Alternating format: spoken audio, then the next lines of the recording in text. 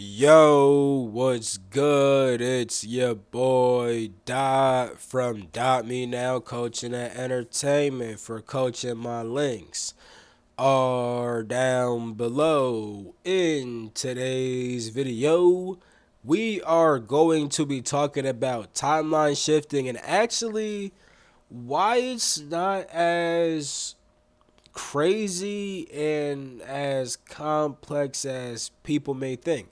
Shifting timelines is actually pretty easy and it's actually a pretty normal thing. We do it a lot of times without even knowing it. So now I'm just gonna make you a bit more conscious of it, so that way you can notice when you're doing it, and if you want to do it on purpose, you can easily trigger that experience. Now, if that sounds good, I would like to ask that you like this video, subscribe if you're new, and if you see the option to, how about you hype up the video? If you see that hype button, you might as well hit that for your boy. It helps to get the message across and stuff like that. I'd really appreciate that. Without further ado, let's get into today's video.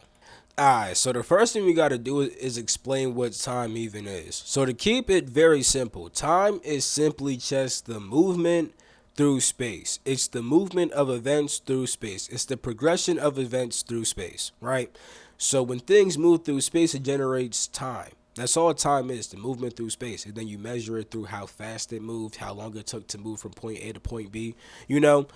Now we understand what time is on a very basic level. What are timelines? Timelines are pretty much different sequences. Timelines are different sequences of events which can progress through space, right? Different ways which events can move through space. That's all the timeline is. The different kinds of ways events can join together and move and progress throughout space. That's all the timeline is, right?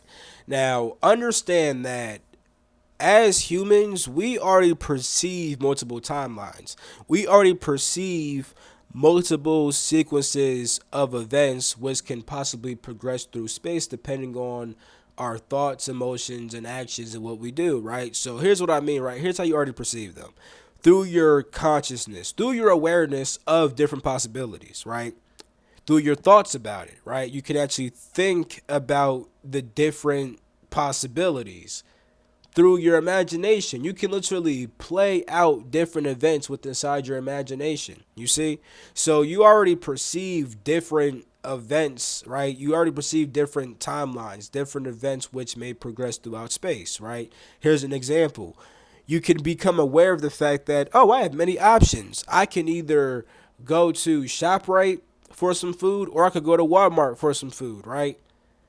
So I'm aware of that choice and I could think about it. Well, if I go to Walmart, I got to drive down this highway. Then I got to I got to drive through this town. Then I end up there. When it comes to ShopRite, that shit is just right down the street. You know what I'm saying? You could think about it like that. You could also see it inside your mind. I could hop inside the car, see myself putting the keys inside the car, see myself driving. You know what I'm saying? You can literally perceive all those timelines within inside of your mind. So that's already one way which you perceive multiple timelines. It's actually not as crazy as people think. Seeing different timelines is not that crazy. You're just aware of different possibilities. Now, here's how you already shift timelines daily. When you decide to do something different, you shifted a timeline. It's that simple. Now, let me explain that real quick. So, an example is like, yo, let's say that me and my friend, we plan on going somewhere tomorrow, right? And in that moment, I'm like, yeah, I'm really going to do this. Then we're going to go to the mall. We're going to have so much fun. Cool. You know what I'm saying? But then I wake up and I'm like, you know what? I don't want to do that. I want to do something else. And I tell my friend, yo, bro, we're not going to do that shit. I just shifted timelines. That simple. Now, I understand that people, when they think about shifting timelines, they want to be in like a completely new reality where maybe inside this old. I'll just use money. A lot of people love money, bro. You know what I'm saying? And I have nothing against money, but that's a lot of whether people, no matter what people are trying to do inside their lives, most people still want money to some level. So we'll just use money, right? Someone might want to shift timelines so that way they go from being poor to being rich. You can still do that. I'm about to talk about how to do that, but before I do that, I want to explain why timelines work in this way.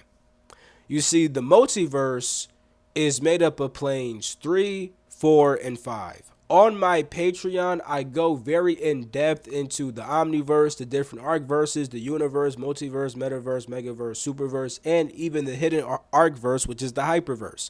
I talk about these things in depth on Patreon. I have a whole collection section, aka a whole playlist that is called The Structure of Reality. I talk about these things, but I want to give you guys a quick explanation inside this video. So, what we call the multiverse, right? It's not necessarily different universes, it's pretty much just different timelines, right? The multiverse is different timelines which can manifest within inside of the universe, right? Now, the universe is not space and it's not time. Like when people look out into space and say like, "Oh yeah, that's the universe," right? But understand that there's different constructs that have space and time. What makes this construct so unique is that we actually have the concept of the universe. This is why various different things from various different constructs weave into this construct. Now you have the greater construct being the omniverse, right? But then you have this space-time construct with Earth, which is pretty much a reflection of the greater omniverse. That's why within inside of this earthly construct, we have what they call the 12 realms that people talk about, right? It mirrors the 12 planes of existence. It's this earthly construct is the greatest construct ever made, partially because it models the entire omniverse and it weaves in together different aspects of other constructs. So the universe weaves together different aspect or different it pretty much weaves in together different timelines and different space-time constructs. That's why I don't really call constructs universes, because the way that I was taught about a universe is that a universe means one harmonious pattern of vibration, because that's what a arc verse is, a great pattern of vibration. Arc is great versus pattern of vibration, right? Universe is one pattern of vibration. It's where all the other vibrations unify into one singular space-time continuum. You see? Now, with that being said, when it comes to space and time, other constructs have space and time. That doesn't mean they always actually have the concept of the universe, though. See, the universe is a whole different thing, you know. And I'm gonna make more video, even though I already have videos about that on Patreon. I'm gonna make even more videos that kind of drives that point home more, as I've been tapping into certain things recently. But aside from that, my point is, right, I'll pull up this chart real quick, right? This chart shows planes 1 through 7, right? Now, I normally use this chart to talk about body, soul, and spirit. That's because your body exists on these levels of 1, 2, and 3. Specifically, you have your physical body. In the physical plane, you have your emotional body slash etheric body slash sensory body slash energy body. They're all the same exact thing. You have that within the second plane, the etheric plane. Then you have your astral body inside the third plane. You have your mental body, aka your mind, inside the fourth plane. You have your soul, aka your consciousness, within inside of the fifth plane. You have your soul's template inside the sixth plane, and you have your eternal spirit inside the seventh plane, right? These relate to your inner planes, right? Because these are all things inside of you. Your etheric body, astral body, mental body, soul body, template, spirit. These are all planes which you experience inside of yourself. But outwardly, these are the physical plane, the etheric plane, the astral plane, mental plane, spiritual plane, architectural plane, eternal plane, right? So these are also planes of existence outside of yourself, right? And when it comes to the multiverse, it's planes 5, 4, and 3. It's the spiritual plane, the mental plane, and the astral plane, right? The spiritual plane is the plane of souls. Souls are the first creation that are of the spirit, right? First, you actually have the spirit, then the architectural spirit, then you have the soul, and the soul is of the spirit. That's why it's called the spiritual plane. This is the plane where souls exist on. This is where you actually have the space-time constructs at that different souls can create. Souls create space-time constructs. Souls create space-time constructs inside the spiritual plane, and and those space-time constructs can manifest on lower planes, right? So with that being said, and you can even, and the thing is, you can experience those planes as physical, even if they're not literally physical, because physicality is something completely different than just being able to actually touch something, right? Like when we touch things, like for example, a ghost is not a physical being. But if a ghost interacts with another ghost, it is gonna like a physical interaction because they're made of the same matter. So, like we can say that a ghost is made of etheric or astral matter, right? Because you're made of physical matter, you can't touch a ghost inside your physical body. But if you leave your body and you actually use the body that's made of etheric and astral matter, you can now interact with other things that are made of etheric and astral matter. That's why it seems like it's physical. But physicality is something a bit different than just touching things and sensing things and stuff like that, you know? Because those are just perceptions, right? And perception really starts like more up here, right? But even beyond that, like because aware, like you can how can I put this? Perception is your ability to perceive something, right? And it deals with your intelligence. You actually know what you're perceiving. Like me, I can know this bottle through touch. Touch is just one form of perception, right? Perception is the true sense. That's the main sense, but that sense gets split off into five subcategories, right? So perception is my true sense, which encapsulates touch, taste, smell, hearing, seeing, you know what I'm saying? So we perceive these as separate senses, but they're all just part of perception. And that's why perception exists beyond the physical plane. You can still perceive things through touch beyond the physical plane. You know what I'm saying? But my main point is just the fact that other constructs can still have a sense of physicality, but it's not the same as literally being physical and having a universe and things of that nature. That's the point I'm trying to get across. And when it comes to this, oh wait, I'm hovering my mouse. Y'all can't even see my mouse. When it comes to right here, right? This is the multiverse section, right? Where you have your consciousness, you have your mind and your thoughts, and you have different images which you can actually see, right? Now, because we live in a harmonic even lower than this one, we actually have ether and we have physical matter, right? But we can still connect that with certain images, and we perceive those images through our imagination, right? So you can perceive images from the multiverse through your imagination. Your imagination is a faculty of your mind that allows you to turn information into images, right? Before we actually get a physical experience of something, an image for it needs to be made. That's why, like, there's imagery in various places. That doesn't mean that it's inherently physical. And if you exist on the same level as those images, you perceive them as what people call physical. But really, you're just perceiving it through touch. And the perception of touch does not mean that something is physical. Something becomes physical when light actually moves through ether, then it becomes physical matter. Right? That's why we have an etheric plane. You know what I'm saying? And even though you can see light inside of other constructs and outside the construct, although we can see light, that light hasn't moved through ether to become physical matter. So it's not actually physical, but we can still touch the light and interact with light. We can still touch and feel it and sense it. You know what I'm saying? But it needs to actually move through the etheric plane to become actual physical matter. And that's why with our etheric body, right?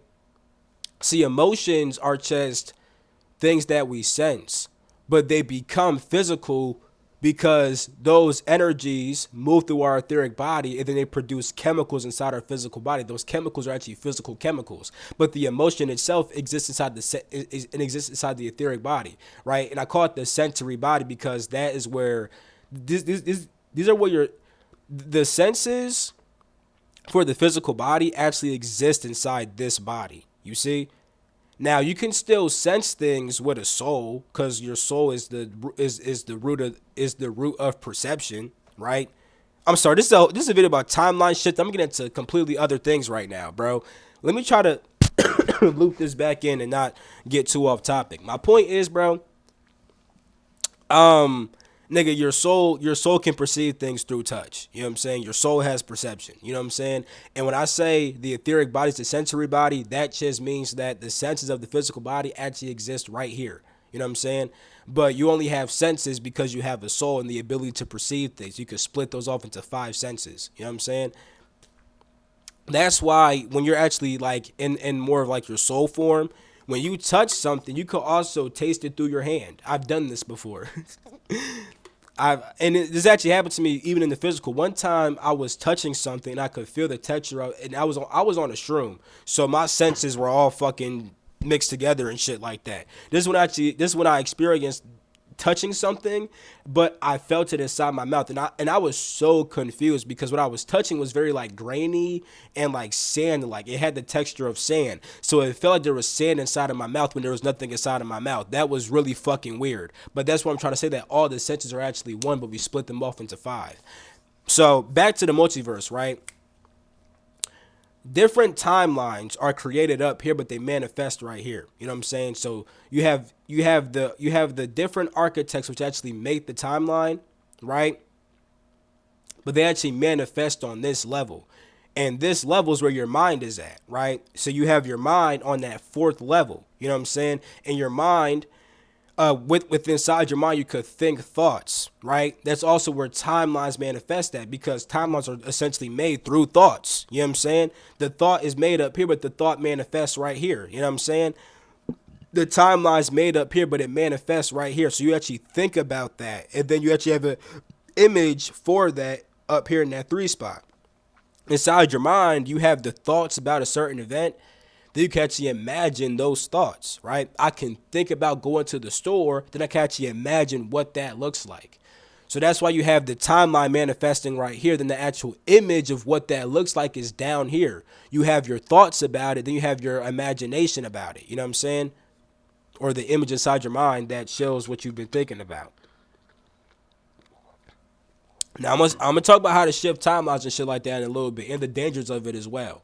But I just wanted to get out real quick the fact that um the reason why time even works like this and we perceive timelines already is because timelines manifest inside of our minds.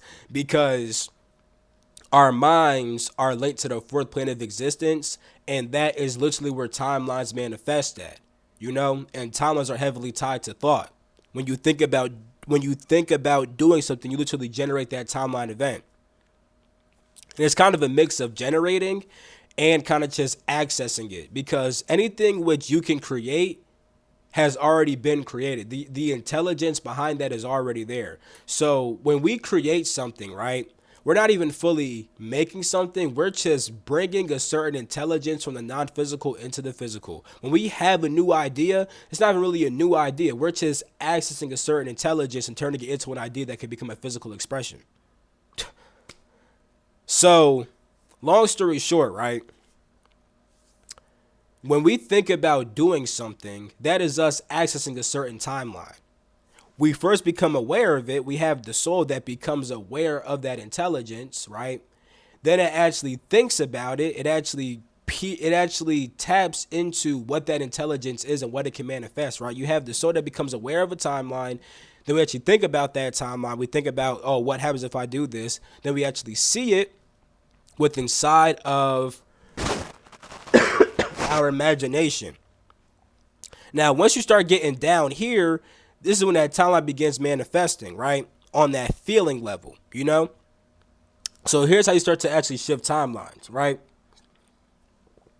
First, you become aware, right? You become conscious of various different timelines. Then you actually develop a mindset which fits that timeline. Then you learn to actually envision what that timeline looks like. And then you also create a character and a self-image which is aligned with that timeline. Those kind of deal with the same exact thing. Seeing what it looks like and seeing what kind of person you have to be for it. You know what I'm saying? You see into the timeline.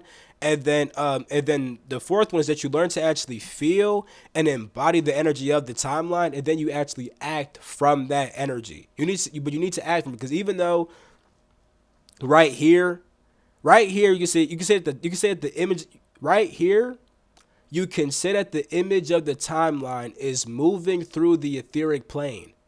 But is it going to actually reach the physical plane, or is it going to get sent back to the astral and then the planes above that? You know what I'm saying? So when you start to actually feel the energy and feel the emotion, that's pretty much you literally bringing that timeline into the physical. But now you must act from that energy in a consistent way in order to fully manifest that timeline inside of your life. Now, I have a video. It's really a whole entire PowerPoint. I have a whole entire PowerPoint on my Patreon that's called verse jumping, right? Back then, I'm pretty sure I thought that different timelines or different universes, so that's why I called it verse jumping. But even aside from the information is still accurate. If you follow those directions, you will shift timelines very easily. Because this is why inside the movie, Everything Everywhere All at Once, if you guys haven't seen that movie, go watch it. Inside that movie, in order to shift timelines, the person had to do like some fucking weird ass random action. You know what I'm saying? But them doing that action is acting from an energy that's coming from a different timeline, which is why I could shift them into that timeline. And I explained that more in depth inside that PowerPoint on my Patreon. You know what I'm saying? But to keep it simple, yeah, you just use your soul to become conscious of a certain timeline. Then you think about that timeline and what mindset you need to have to align with that timeline. So first you become so let's say it's about getting rich, right? You become aware of the fact that you can actually get rich. Then you think about what mindset you need to have in order to be rich. And you start to build that rich mindset. Then you actually start to see what that looks like. What are you doing when you're rich? What kind of person are you when you're rich, right? You think about what actions you actually would do. You actually like begin to see that. You begin to see what kind of person you are, what kind of self-image you have, what kind of character you have, what kind of worldview you actually have. You take all that into consideration. Once you can see that, you can begin to actually feel that and embody that. You start to embody, you start to feel those emotions and embody that energy. And then once you act from that, so you see what the rich timeline looks like and you see what kind of person you are. Then you start to feel like that person, have the energy of that person. Then you actually act from that energy and you act from those emotions and you act from that state until you create a physical reality where you are now rich. Boom. So that's how you actually shift timelines. But now here's the dangers of that, right? The dangers of shifting timelines is that when you try to enter a timeline, and I'm looking at my notes real quick so I don't veer off topic, right?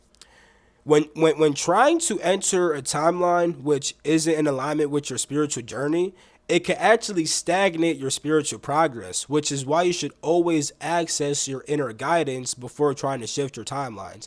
I have a video that is titled The Guide That Never Leaves, right? That video is so important because if you're not in tune with that inner guidance, right, you risk the possibility of trying to do something which isn't even in alignment with your soul and your soul's template. You see, your soul's template. I have a video that's called Incarnation and Reincarnation. If you haven't seen it, go watch it. Inside that video, I talk about the structure of the soul's template, how the soul's template literally contains the reason for the soul incarnating, and it contains the different timelines for that soul. You might, if you start trying to access some whole entire other shit, you might veer off the path of your soul's template. And the thing is, you have the free will to do that. You have the free will to get out of alignment. But that might cause conflict inside your life. You might have certain resistance, right? It may be certain blocks, right? Or you kind of just stagnate your spiritual growth. That's why just trying to get rich in any kind of way, that might mess you up because maybe you're not even meant. I'm not saying you're not meant to be rich. I'm not saying you can't have money, nigga. I'm sure that everybody, because some people will choose to be broke to learn a certain lesson. But even if you choose that lesson, once you learn the lesson that came with being broke, now you could get some money. So I'm not saying you can't get no money. I'm not saying that you can't be rich, but maybe the way that you do it might be out of alignment. You know what I'm saying? Or maybe you don't even need all that. Maybe you just need enough money to live comfortably and happily, but you don't got to be necessarily fucking filthy rich. You know what I'm saying? Like with me, like Niggas be saying they want to be a billionaire. What the fuck I'm gonna do with $1 billion? If I get $1 billion, at that point I have to change the world. It's like I can't get that much money and not change the world. Cause what the fuck I'm gonna do with that money, bro? Besides fucking spending on bullshit. At this point, I got everything I fucking need and stuff like that. Now it's just extra. I gotta change the world at this point. So once again, I'm not against money and getting rich. It's just about how you do it and why you're doing it and what you're gonna do with that money, right? Those factors will determine if it's in alignment with your soul. That those factors can determine if it's in alignment with your soul versus it not being in alignment with your soul. Getting rich might not even be the problem. It's just how you're doing it and why you're doing it. That could be the problem. You know what I'm saying? Hey. So yeah, shifting talents is simple. You just become aware of it. You think about what it's like. You adapt the mindset of it. You adapt the worldview and the self-image. You see what it looks like. You embody that energy. Then you act from that energy. It's actually very simple, you know. So yeah, that's pretty much it for this video. I don't really have much else to say.